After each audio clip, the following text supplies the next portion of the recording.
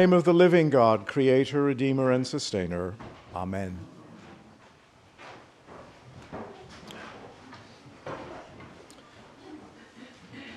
This short Epiphany season, if I was going to give you the elevator speech of what Epiphany is all about, it's the question that we've been asking in our readings is, who is this guy Jesus? Who is this man? And it culminates in this story of the Transfiguration today. And if I was going to give you the same kind of, in a nutshell, what Lent is about, next Sunday begins the first Sunday in Lent. It's asking the same question about ourselves. Who are we?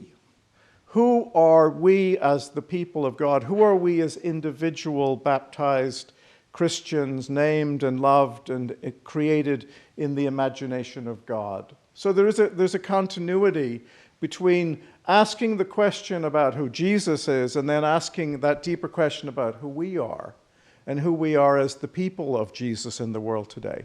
And so the church is about to enter a holy reflective period that we call Lent, and it's the universal church is kind of going on a retreat.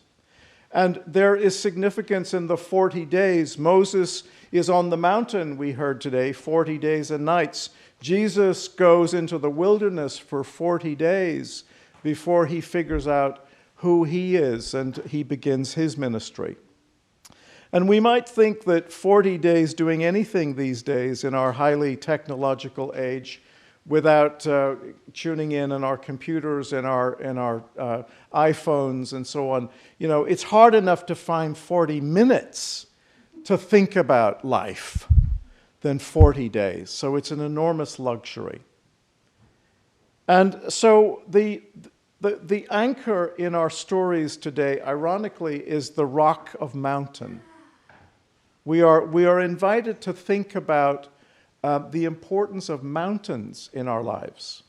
And we love mountains. We love the colors. We love the inspiration that they give us. We love when there's snow on them, of playing on them. We love the challenge of climbing mountains. We talk about mountaintop experiences when we describe experiences in our lives that are indescribable. And so mountains are very, very important for us. And in ancient days, the mountains were seen as the place of the abode of God. And so it is not surprising that Moses goes into the mountain to commune with God, and he receives the Ten Commandments. And in the Judeo-Christian region of the Middle East, there are 5 primary sacred mountains. Mount Ararat in eastern Turkey is the traditional landing place of Noah's Ark. Mount Sinai in Egypt, which is 7,500 meters high in the Sinai Peninsula, that is allegedly the scene where Moses receives the Ten Commandments. Mount Gerizim, which is 1,000 meters high in the area known as Samaria. It was the place where the other temple, other than Jerusalem, was built. It was a sacred site to the Samaritans. There is, of course, the Mount Zion, where the Temple of Solomon was built. And then finally, Mount Tabor, near Nazareth, only 500 meters high. And this is the setting for the Transfiguration story today. So it's not this big high mountain, it's actually quite a small mountain. But the writers of the Gospels and the early disciples are reflecting the Jesus story through the prism of the Moses story. And we don't understand what's going on, what's the code in the Transfiguration story without understanding the Moses story. So Moses is this larger-than-life character. He is raised as Egyptian royalty, but he discovers that he's really not a royal. He's in fact an immigrant slave. And he's gone to all the best schools. He is moving in the highest circles in his society. But he is outraged when he sees one of his fellow people being beaten by one of the guards, and he kills him. And then Moses runs away and he hides in a different country. He marries into a family. The head of that family is a priest in Midian. And it's while taking care of his sheep that he has this experience on a mountain, this experience of God where this burning bush talks to him. And it's an audacious conversation because God is saying, I want you to go back to that place that you escaped from. They've got, a price on your head. And I want you to confront Pharaoh, and I want you to liberate my people and bring them to this mountain, to this place, and to enter the promised land. And so today's readings places us 40 years after that theophany. We're on another mountain where he is receiving the Ten Commandments and the instructions to build the Ark of the Covenant, this wooden box that would carry these sacred elements around the people. And at that point, the people will leave Sinai.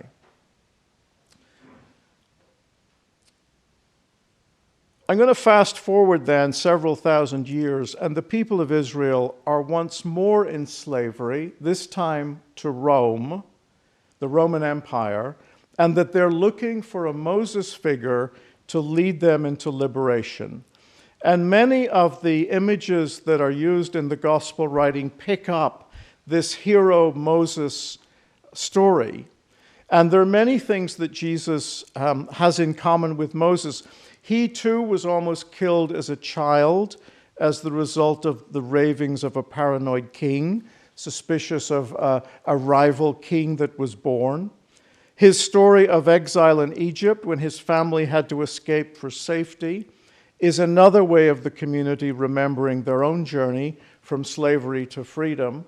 Jesus, like Moses, is a miracle worker and healer, and he gives the people new commandments.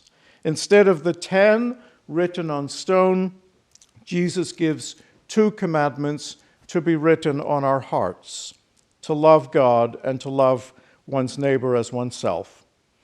And so no wonder these 3 of his closest disciples remember the Moses story when he invites them to join him for a little break from the rigors of healing and preaching in the towns and villages around Nazareth.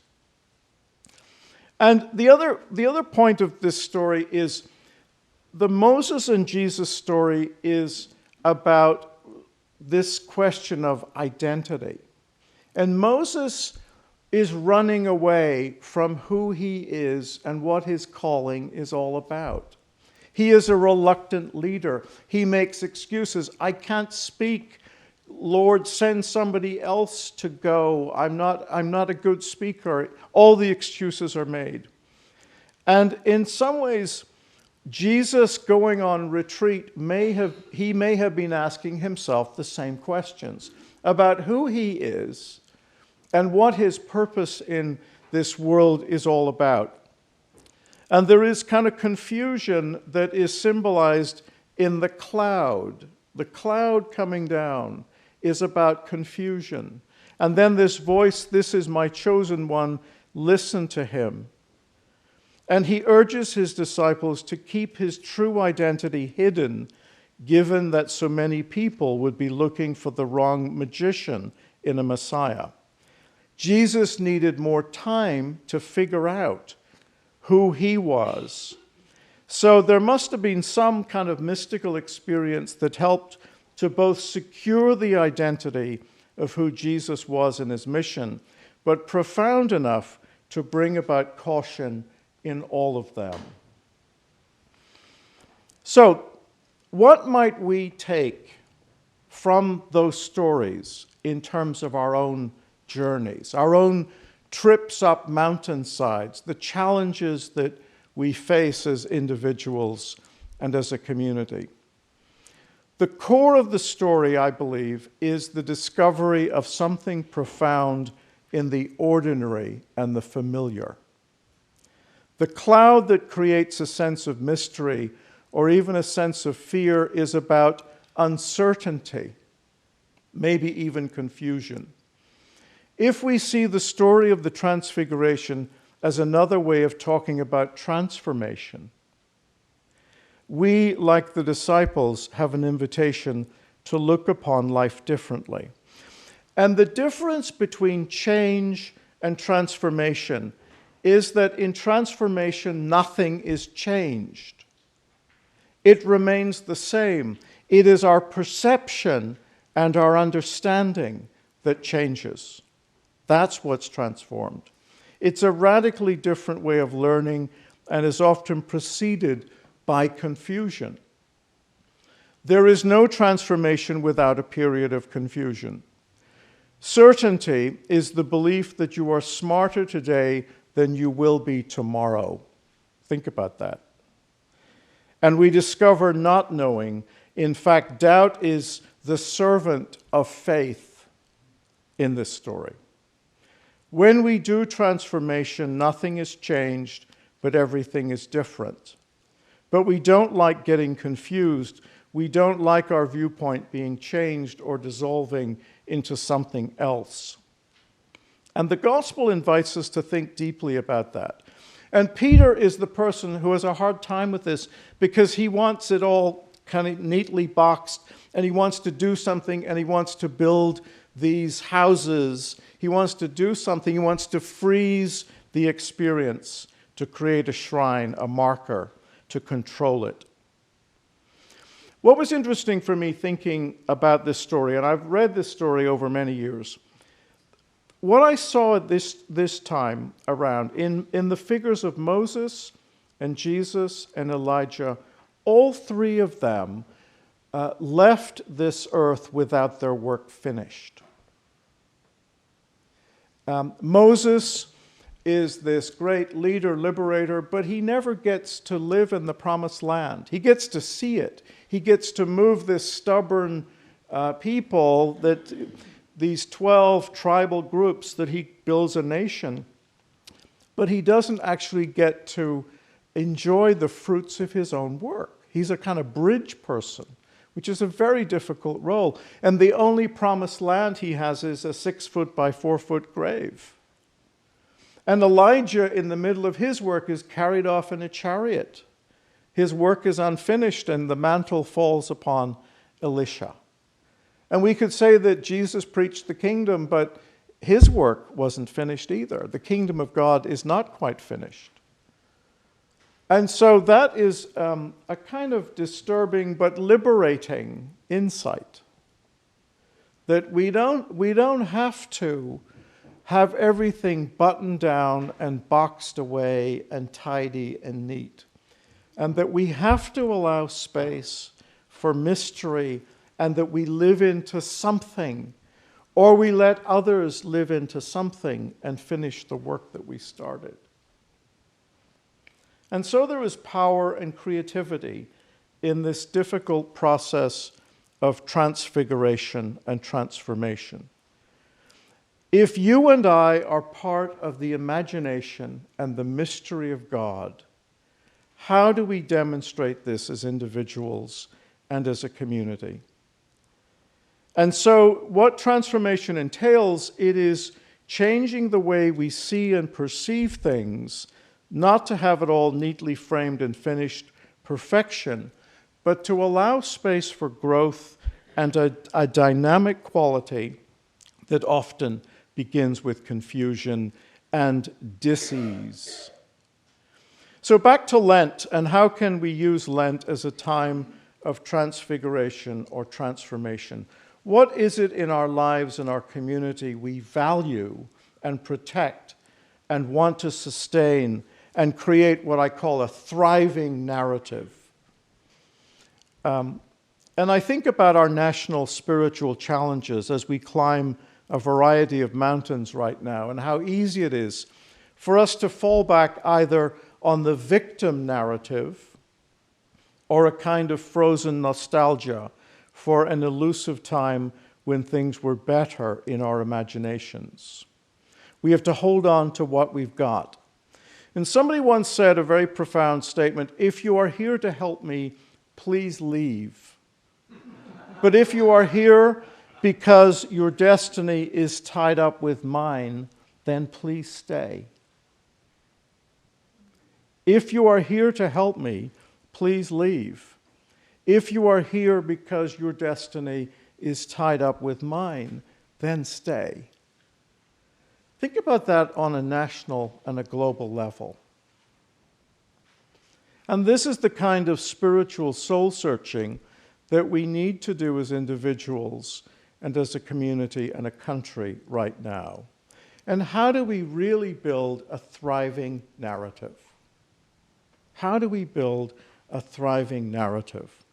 Just as the disciples hear the voice of God through the confusion and the clouds, piercing their own limited knowledge and expectations, seeing the figures of three heroes whose work is ongoing and not completed, so we might see, as St. Paul says, with the eyes of our hearts enlightened.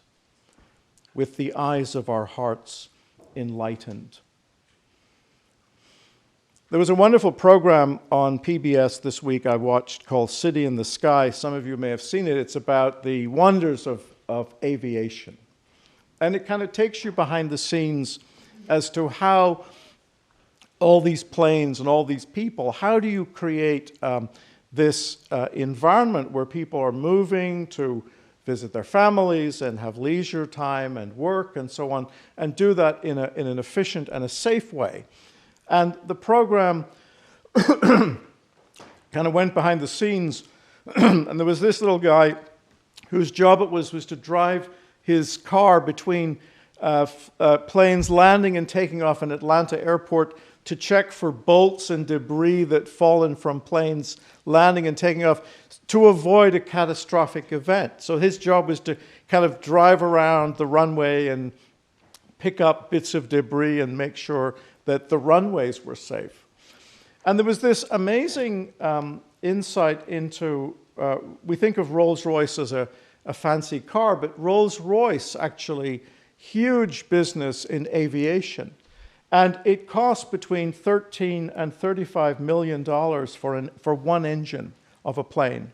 And what Rolls-Royce does, they have 13,000 engines that are in operation around the world. And they have an engineer who's responsible for each engine. And they have sensors in each engine that they monitor this thing. And we don't think of that when we're in the plane, right? That there's somebody a kind of shepherd who's making sure that this engine is behaving the way it should. And they talked about if they detect a cold, they can fix that before it develops into something else. And it's a process that they call predictive maintenance, which is a wonderful term, predictive maintenance. And so the engine is monitored hourly to ensure it is functioning at its highest level of potential and safety, and that the millions of us who simply take it for granted depend on safe travel as a part of our lives, we're not even aware of this. So it got me thinking about, our souls are much more complicated than a Rolls-Royce engine, and that God is the great engineer who is looking out for us. And Lent is a kind of time when we're listening to the engines of our lives, for those unusual knocking sounds or things that don't feel quite right.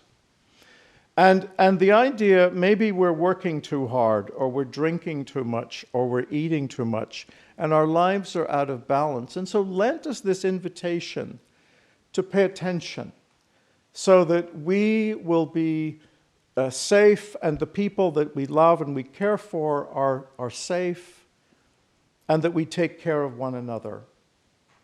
And so the invitation in Lent becomes a time to listen and to use the next 40 days to tune up and to make sure that this thriving narrative as we live in the imagination of God can take place.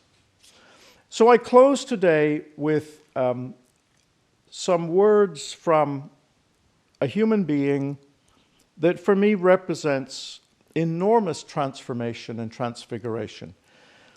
After the service, after the coffee hour today, we're going to have a concert where the poetry of Maya Angelou will be set to music. It's going to be a wonderful concert, and I'm looking forward to it. But there was a program about Maya shown this past week, and here you had a human being who was rejected by her parents. She was born in the late 20s, a black and African American, poor, rejected by her own parents. She was raped at 7 years old. She was so traumatized that she went mute for 5 years. And it was her grandmother and her teacher who taught her to kind of speak again, because she was afraid, because she told the story of how she was raped, and the person who raped her was killed. So the fear was that her words could bring death. So she didn't speak. And then through poetry and literature, she began to find her voice. And it was a remarkable transformation. And the instilling of the love and power of words and the way to tell a story about how one's life can be transfigured. And she becomes the vehicle for something remarkable and inspirational and light-filled and God-filled. And I end with a few quotes that I've picked up with these themes that are linked to transformation. She says this: "If one is lucky, a solitary fantasy can totally transform 1,000,000 realities." On thriving, "My mission in life is not merely to survive, but to thrive, and to do so with some passion, some compassion, some humor, and some style." And finally, this wonderful quote about identity. "We write for the same reason that we walk, talk, climb mountains, or swim the oceans, because we can. We have some impulse within us that makes us want to explain ourselves to other human beings. That's why we paint, that's why we dare to love someone, because we have the impulse to explain who we are. Not just how tall we are or thin, but who we are internally, perhaps even spiritually. There's something which impels us to show our inner souls. The more courageous we are, the more we succeed in explaining what we know." Amen.